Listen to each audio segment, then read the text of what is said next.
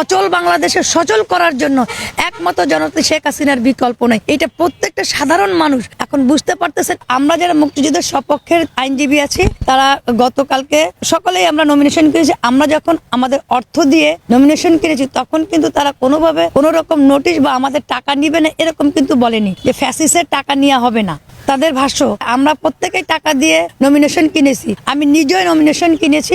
এইবারে কি হয়েছে, নমিনেশন কেনার পরে আমরা যখন গতকালকে অডিটোরিয়ামে সকলে বসছি যে ডিক্লেয়ার করবে, তখন তারা প্রথমেই বলতেছে আমরা যারা ফ্যাসিস্ট আমাদেরকে কোনো অবস্থাতেই তারা নির্বাচন করতে দিবে না। তারা যদি আমাদের নির্বাচন করতে না দেয় তাহলে আমাদের কাছ থেকে টাকা কেন নিয়েছে, এই টাকাটা তারা কি করবে?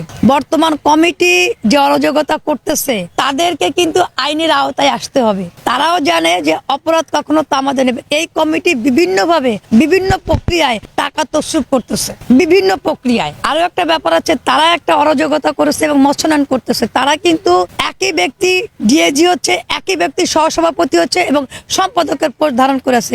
এইটা সাধারণত কোনো অবস্থাতেই হওয়ার কথা না, এটা আইন বহির্ভূত হয়ে থাকে। সাধারণত এক ব্যক্তি এটা হয় না, এরকম কখনো এর আগে কখনো হয়নি। আওয়ামী লীগকে যারা ভালোবাসেন তারা যে নির্বাচনে অংশগ্রহণ করতেছে তারা না, যারা মুক্তিযুদ্ধের সপক্ষে যারা কোনো দল করে না, কখনো কোনোদিন মাঠে ঘাটে থাকেনি, তারা এখন মনে করতেছে। কারণ এখন কিন্তু বাংলার 90% মানুষ আওয়ামী লীগ, বাংলার 90% আওয়ামী লীগ। কারণ এরা এই 5 তারিখ থেকে এই জামাত শিবিরের সাথে এরা মিলিত হয়ে দেশটাকে যে ধ্বংস করেছে, এখন মানুষ বুঝতে পেরে যারা কোনো দলই করে নাই, একটা নিরপেক্ষ দল ছিল, এই দলটা কিন্তু 20%, এই 20% কিন্তু চলে আসছে আওয়ামী লীগের কাছে। এরা মুক্তিযোদ্ধার সপক্ষে, এরা মুক্তিযোদ্ধাকে ভালোবাসে, এরা বাংলাদেশকে ভালোবাসে। এরা বাংলাদেশকে ভালোবাসে বিধায় নির্বাচন করার জন্য, দেশকে বাঁচানোর জন্য এবং সবচেয়ে বড় বাংলাদেশ সুপ্রিম কোর্টকে রক্ষা করার জন্য এরাও নমিনেশন করেছিল। এরা টোটালি মূলত ভাবে বলতেছে যে কোনো অবস্থাতে অন্য কেউ নির্বাচন করতে পারবে না, মানে মুক্তিযুদ্ধের পক্ষে যারা আছেন তারাও নির্বাচন করতে পারবে না।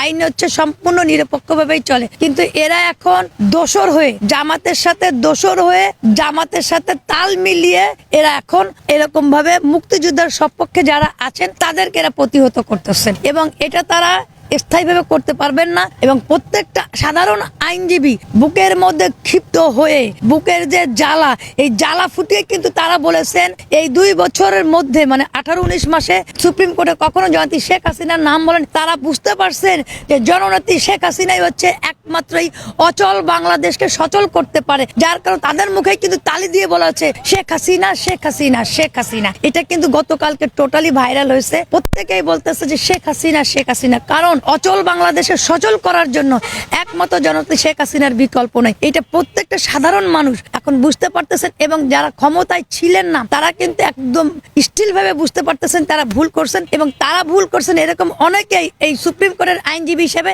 তারা নমিনেশন কিনেছেন এবং এই বারকে রাজাকার মুক্ত করার জন্য তারা মূলত নির্বাচন করতে চেয়েছিলেন। কিন্তু এরা কোনো অবস্থাতেই বিএনপি এবং জামাত ছাড়া অন্য কাউকে এবং সমন্বয়ক তো জামাতি, এদেরকে ছাড়া নির্বাচন করতে দিবে না। আমরা যে এতগুলো টাকা মুক্তিযুদ্ধের সপক্ষের আইনজীবীরা এতগুলো টাকা দিয়েছে, এই টাকাটা কে দিবে? এই টাকাটা এটা কি তার বাপের টাকা? তারা যে এই টাকাটা নিল এটারও তাদের একদিন জবাব দিতে হবে। বাংলাদেশ সুপ্রিম কোর্টে কিন্তু আসলে নিয়মিত প্র্যাকটিস করতে আমরা পারতেছি না এবং তারা কিন্তু খুবই অরাজকতা দেখাচ্ছে, যে কোনো পরিস্থিতি যে কোনো কিছু ঘটনা ঘটাচ্ছে এবং আইন আদালতে কিন্তু আমরা কোনো অবস্থাতে মামলা করতে পারতেছি না। এই মামলা করার জন্যই কিন্তু সাধারণ আইনজীবীরা এবং মুক্তিযুদ্ধের সপক্ষের আইনজীবীরা বারের নির্বাচন করে এই বারকে সচল করতে চেয়েছিল। এটার জন্যই কিন্তু সকলের মনের মধ্যে জ্বালা উঠে একই সাথে জয় বাংলা, জয় বঙ্গবন্ধু, জননেত্রী শেখ হাসিনার নাম উচ্চারণ করেছেন।